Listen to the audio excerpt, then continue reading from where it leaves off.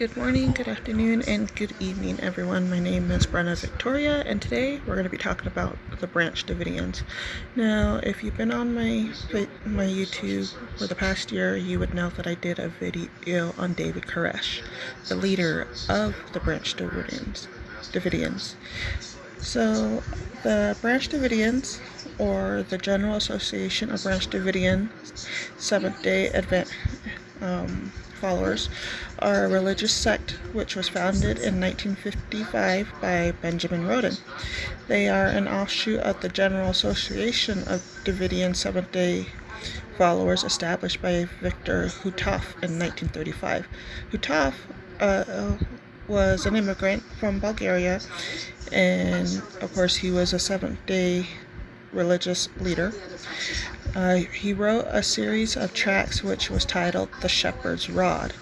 The tracts called for the reform of the Seventh-day Adventist Church. In 1935, after his ideas were rejected by the Adventist leaders, Hutov and his followers settled on a tract of land on the western outskirts of Waco, Texas, where they would build a compound called the Mount Carmel Center, and began preparing for the Second Coming. Now, after Hutov's death in 1955, his wife Florence became the leader of the Davidians.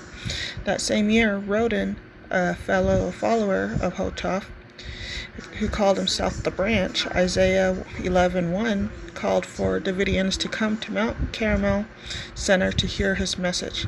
This was the beginning of the group that would be popularly known as the General Association of Davidians Seventh-day Adventists. Now, if you're wondering who Roden is, that would be David Koresh, if I remember correctly. David Koresh changed his name to, David Koresh. Now back to the story. Now, in 1957, Florence Hutov sold the old Mount Carmel Center and purchased 941 acres near Elk, Texas, 13 miles northeast of Waco, naming the property New Mount Carmel Center.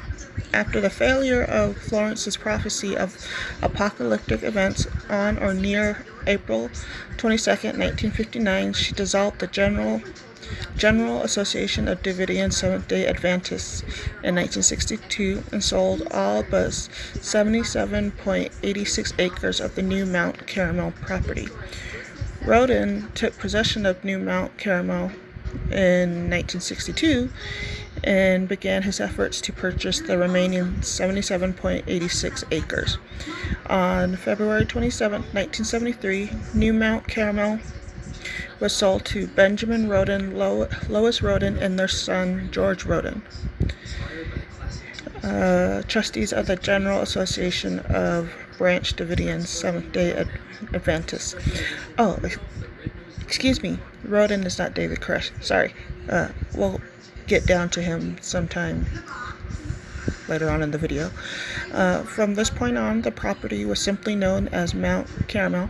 Upon the death of Roden in 1978, his wife Lois would become the next Branch Davidian prophet at the compound. In 1981, a young man named Vernon Howell, later known as David Koresh, came to Mount Carmel and studied biblical prophecy under Lois Roden. By 1984, the core group of Branch Davidians shifted their allegiance from Lois's son George to Koresh. The Branch Davidians are most associated with the Waco Siege of 1993, a 51-day standoff between members of the sect and federal agents. The conflict ended when Mount Carmel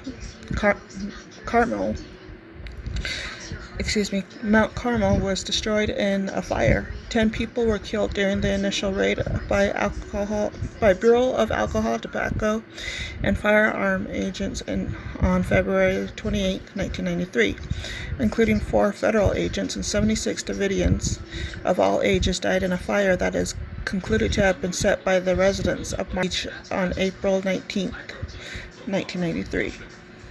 Now back to the founder. In 19 29, Victor Hotov, a Bulgarian immigrant and a Seventh-day Adventist Sabbath school teacher from Southern California, claimed that he had a new message for the entire church. He presented his views in a book, The Shepherd's Rod, the 144,000, A Call for Reformation. The Adventist leadership rejected Hotov's views as contrary to the church's basic teachings, and local church congregations disfellowshipped Hotov and his followers.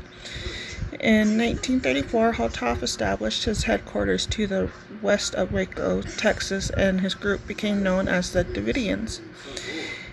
In 1942, that's when Hotov decided to rename his group the General Association of Davidian Seventh-day Adventist Davidian, indicating the belief in the restoration of the Davidic Kingdom of Israel. Following Hotov's death in 1955, the segment of the group which was loyal to Hotov continued as the Davidian Seventh-day Adventists and was led by his wife Florence. Convinced that an apocalypse would occur in 1959, a date not found in the original writings of her husband, Florence and her council gathered hundreds of their faithful followers at the Mount Carmel Center, the group's compound near Waco, for the fulfillment of Ezekiel 9. This anticipated event did not occur, and following this disappointment, Benjamin Roden formed another group called the Branch Davidians and succeeded in taking control of the compound. This name is an allusion to the anointed branch mentioned in Zechariah 3:8 and 6:12. When Benjamin Roden died in 1978, he was succeeded by his wife Lois. Members of the Branch Davidians were torn between allegiance to Ben's wife or to his son George. After Lois died, George assumed the right to the presidency. However, less than a year later, Vernon Howell rose to power and became the leader over those in the group who sympathized with him. Now again, Vernon Howell is the actual name of David Koresh. Vernon Howell is his birth name. And excuse me. Now, the rise of David Koresh is just a foretelling, or it's just basically the video about him, the rise and fall. Of course, he came to the compound in 1981. He was well received by everyone. He ended up engaging in an affair with Lois Roden while he was in his late 20s and she was in her late 60s. Hal, or Koresh, wanted a child with her who, according to his understanding, would be the chosen one. When she died, George inherited the position of prophet and leader of the sect. And because of that, Koresh and his stepson ended up getting into a power struggle over it. George was upset at how Koresh was, taking control, and a majority of the Davidians ended up siding with Koresh. And then in 1984, Koresh and his followers left Mount Carmel, which George ended up renaming Rodenville. As an attempt to regain support, George challenged Howell, aka Koresh, to raise the dead. Going so far as to exhume the corpse of a 2 decades deceased Davidian in order to demonstrate his spiritual supremacy. This illegal act gave Howell an opportunity to attempt to file charges against Roden, but he was told he needed evidence. On November 3rd, 1987, Howell and 7 of his followers raided Mount Carmel, equipped with 5 .223 caliber semi-automatic rifles, 2 .22 caliber rifles, 2 12-gauge shotguns, and nearly 400 rounds of ammunition. See, this is why I hate cults. They say that they're looking out for Earth, and stupid crap like that, and somehow they get weapons. How is weapons supposed to be, religious? Anyways,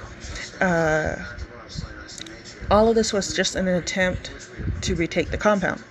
And although Koresh's group claimed to have been trying to obtain evidence of Rodin's illegal activities, that they were so stupid that they didn't even think about taking a camera to prove.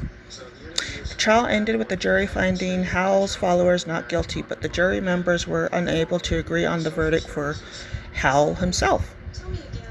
After his followers were acquitted,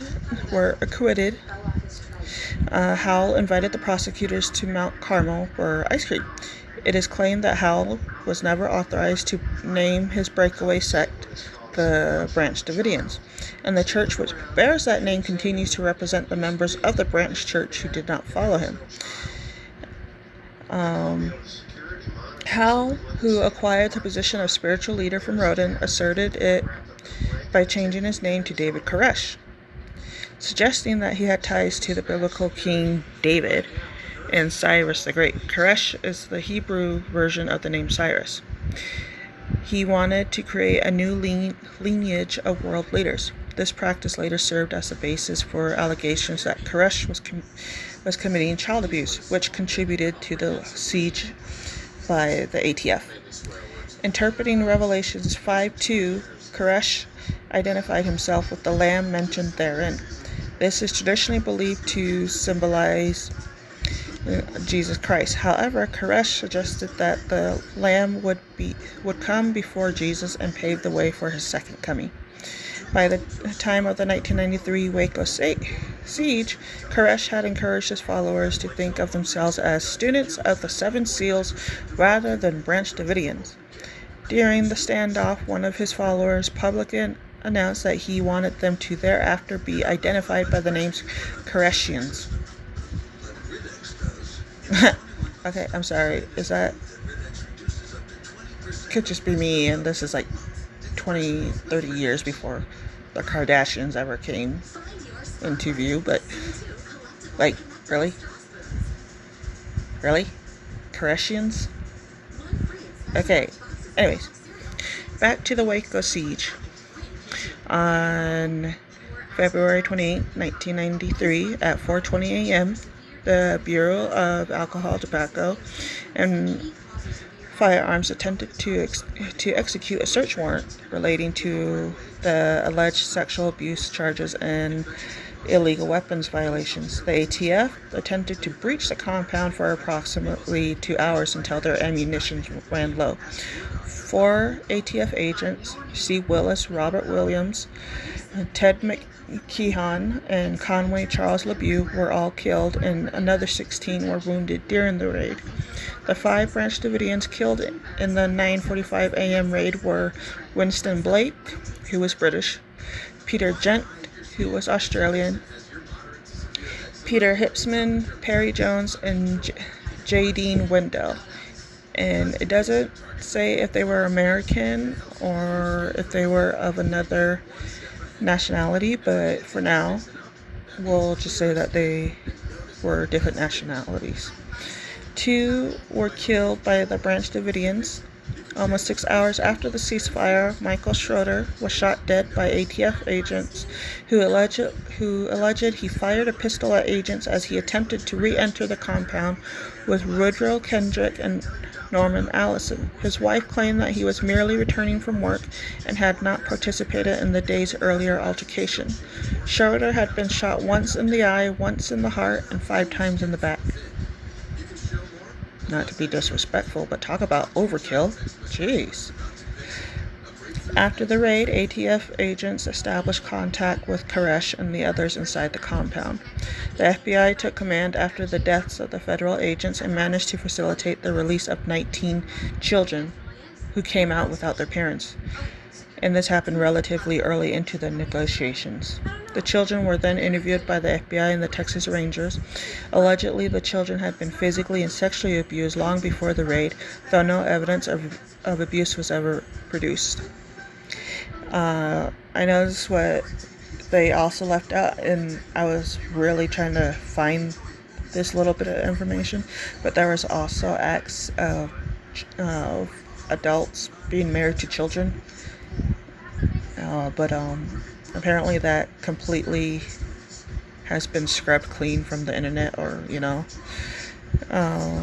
on April 19th, 1993, the FBI moved for a final siege of the compound using large weaponry such as 50 caliber rifles and armored combat vehicles to combat the heavy armed Branch Davidians. The FBI attempted to use tear gas to flush out the Branch Davidians, but nothing really worked. Officially, the FBI agents were only permitted to return any incoming fire, not to actively assault the Branch Davidians. When the Branch Davidians returned fire, the FBI's response was to increase the amount of gas being used. Around noon, 3 fires broke out simultaneously in different parts of the building. The government maintains that the fires were deliberately started by the Branch Davidians. Some Branch Davidian survivors maintain that the fires were started either accidentally or deliberately by the assault. Of the 85 Branch Davidians in the compound when the final siege began, 76 died on April 19 in various ways, from falling rubble to suffocating effects of the fire or by gunshot by fellow Branch Davidians. The siege ended up lasting 51 days. Again, in all, 4 ATF agents were killed, 16 were wounded, and 6 Branch Davidians died in the initial raid on February 28th. 76 more died in the final assault on April 19th. The events of Waco spurred criminal prosecution and civil litigation. A federal grand jury indicted 12 of the surviving Branch Davidians, charging them with aiding and abetting in murder of federal officers and unlawful possession of various firearms. 8 Branch Davidians were convicted on firearms charges, 5 convicted of voluntary manslaughter, and 4 were acquitted of all charges. As of July 2007, all Branch Davidians had been released from prison. Several civil suits were brought against the United States government, federal officials, former Governor of Texas Ann Richards, and members of the Texas Army National Guard. The bulk of these claims were dismissed because they were insufficient as a matter of law, or because the plaintiffs could advance no material evidence to support them. One case made it to the Fifth Circuit, which upheld a previous ruling of take nothing denied. One modern incantation of the Branch Davidians exists under the leadership of Charles Pacey, a follower of Ben and Lois Roden, who was a member of the Branch Davidians from the mid-1970s. The Lord, our righteousness, is a legally recognized denomination with 1,200 members. Pacey claims that Koresh twisted the Bible's teachings by fathering more than a dozen children with members' wives. Pacey believes that the Lord has anointed me and appointed me to be the leader, but he claims that he is not a prophet but a teacher of righteousness. Other Branch Davidians, led by Clive Doyle, continue to believe Koresh was a prophet and await his resurrection, along with the followers who were killed. Both incantations are still awaiting for the end times. Now, that has to be really scary to believe in, that one group is actually trying to do good while another group of the same religion is trying to, bring about the end times, which is stupid. Well, both groups actually are supposed to, are both believing that the end times are near. But that second group that follows Koresh is really scary to think about. I mean, I don't want to be religious or anything, but I am very spiritual. Being Navajo, I use my traditional beliefs. I don't really follow any religion except for what my people always did before modern time. We always, prayed to the Creator, stuff like that. But at this point in time, everybody believes that there's going to be an end time, whether we like it or not. I mean, look at how crazy people went nuts when 2012 came about. And nothing happened. But anyways, I hope you guys enjoyed this video. I am very sorry for not posting lately. Again, health problems have gotten in the way, as well as my phone is, about to die on me. I'm also job hunting at the moment, but I may have to go another month or two without ever uploading a video. But if you're still here, thank you for following me, for keeping up. Don't forget to follow me on Twitter at Bree Paranormal. Don't forget to follow me on Instagram at Branch Victoria 2020. Now, if there's a story that you would like me to research and talk about, you can message me on either Twitter or Instagram. I hope you guys are all staying safe, staying warm, and I hope you guys have a very Merry Christmas and a Happy New Year. Or if you don't like that, Happy Holidays. I hope your Thanksgiving was good. And until then, see you next time. Bye.